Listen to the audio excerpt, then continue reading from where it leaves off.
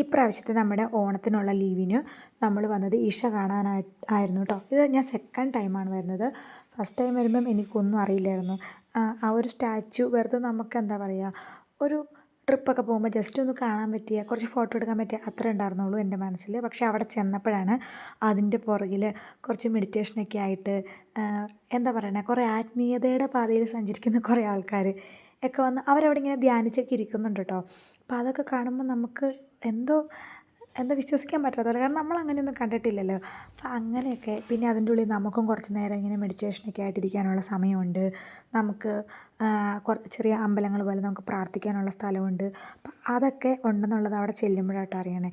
അപ്പോൾ ഇപ്രാവശ്യമല്ല, നമ്മൾ കഴിഞ്ഞ പ്രാവശ്യം ചെന്നപ്പോൾ. അപ്പോൾ ഇപ്രാവശ്യം നമ്മളതൊക്കെ കുറച്ച് മനസ്സിന് നമുക്ക് സമാധാനം കിട്ടാൻ പറ്റിയൊരു ഇടമായിട്ടാണ് എനിക്ക് തോന്നുന്നത്. അപ്പം നമ്മൾ ആ സ്റ്റാച്ചു കഴിഞ്ഞിട്ട് കണ്ടോ, അവിടെ ബാക്കി കാണുന്ന സ്റ്റാച്ചു, അവിടെ നിന്ന് കുറച്ചിങ്ങ് നടന്നു വരണം കേട്ടോ.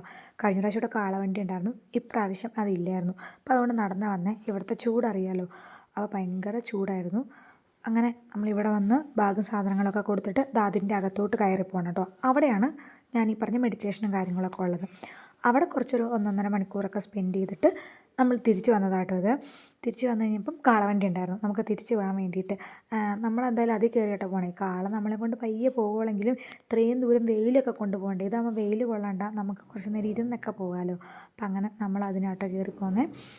ഭയങ്കര കാറ്റാട്ടോ. ഇത് മറ്റമ്മച്ചി കാറ്റും കാറ്റല്ല വെയിൽ അന്യായമാണ്. അപ്പം അങ്ങനെ പോന്നു കേട്ടോ. അപ്പോൾ ഇതായിരുന്നു. അകത്ത് കയറിയപ്പോൾ ഒരു കോലത്തിൽ കയറി, പുറത്തിറങ്ങിയപ്പോൾ വേറൊരു കോലത്തിലിറങ്ങി. അതിന് ശേഷം അല്പസമയത്തിന് ശേഷം ഈ കോലത്തിലായി.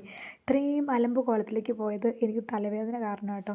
എനിക്ക് ഭയങ്കര മൈഗ്രെയിൻ ഉണ്ട്. അപ്പോൾ അതുകൊണ്ട് എനിക്കൊരു കാലാവസ്ഥയും പറ്റത്തില്ല, വണ്ടി യാത്ര പറ്റത്തില്ല. അതൊക്കെ കൊണ്ട് ഞാൻ എല്ലാ ആടയാഭരണങ്ങളും അഴിച്ച് വെച്ച് മുടിയൊക്കെ വലിച്ച് വാരി കെട്ടി കണ്ണടയൊക്കെ വെച്ചിരിക്കണേ കേട്ടോ. പിന്നെ നമ്മളിങ്ങോട്ട് എത്തിയപ്പോഴേക്കും ഒത്തിരി ലേറ്റായി. ഏകദേശം 8:30 ആയപ്പോഴാണ് ഉടുമ്പൽപേട്ടയിൽ നമ്മൾ കാട് കയറണേ. അപ്പോൾ കാട്ടിൽ 3 ആനയുണ്ടെന്ന് പറഞ്ഞു. ഞാൻ അപ്പോൾ തൊട്ട് പ്രാർത്ഥിക്കുന്ന, വന്ന വഴിക്ക് ആ വഴിക്കൊക്കെ ആനപ്പിണ്ടമൊക്കെ കിടക്കുന്നുണ്ടായിരുന്നു. അതൊക്കെ കണ്ട്